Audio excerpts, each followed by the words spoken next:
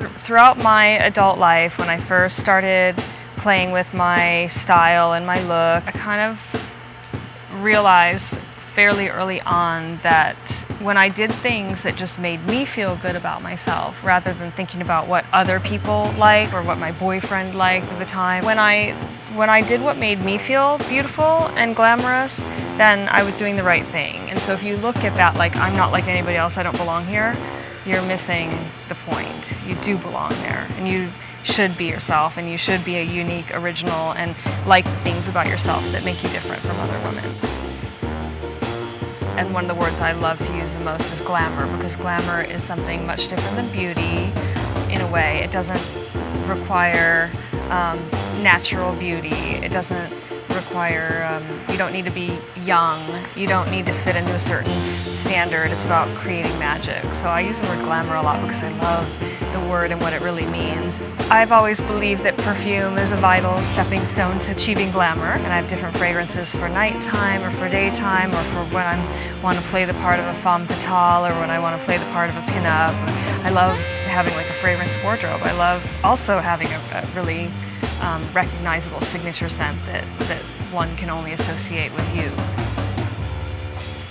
This is my original fragrance. When I created it, I was living in Paris, and I had a new boyfriend, and I was walking down the street with him about 2 or 3 weeks into the relationship, and he asked me about my perfume, and then he said, "My mother wore that perfume." And I suddenly got a pang in my heart and went, oh my God. I called a friend of mine who's a famous perfumer named Killian Hennessy, and I asked him what I should do, and he didn't skip a beat, and he said, you either get rid of the man or you get rid of the perfume. And I thought, oh God, it's a pretty good man. At the same time, I was approached to make my own fragrance, which was a really great time for me to come up with something. And originally, I remember I first walked in, and I sat down, and they had 10 bottles out, and they said, these are all great perfumes that are going to do really well in the marketplace, just choose one.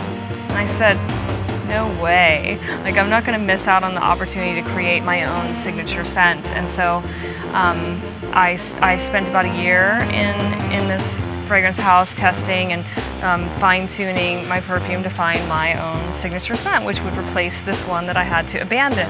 And maybe mine's going to be a little bit more niche and a little more special, but I feel that way. I'm not your normal celebrity that is meant to appeal to the masses. I feel like I'm specialized in what I do, and so I thought my perfume should be unique and original and is meant for someone who wants something different. When I was making the perfume, I thought about what kind of fragrance my idols like Marlene Dietrich would wear, and I knew it wouldn't have anything with vanilla or fruit flavors in it. My fragrance is really all about being a grown woman and and having pleasure in femininity and adult womanhood femininity.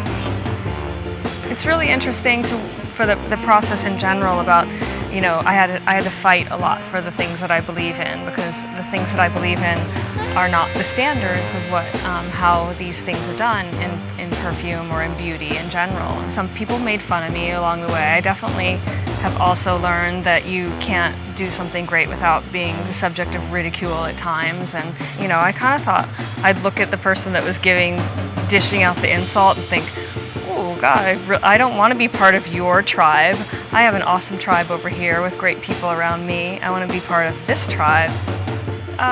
My whole career is built on self-creation. I do all my own hair and makeup for red carpets for most of my photo shoots. I create all these sets and shows. I know about lighting. I don't have a glam squad backstage with me that helps me do my hair and my makeup. I'm kind of my own work of art, I like to say. And the message in that I think is really important is that I'm a normal girl from Farmingtown in Michigan, and if I can do it, you can do it too.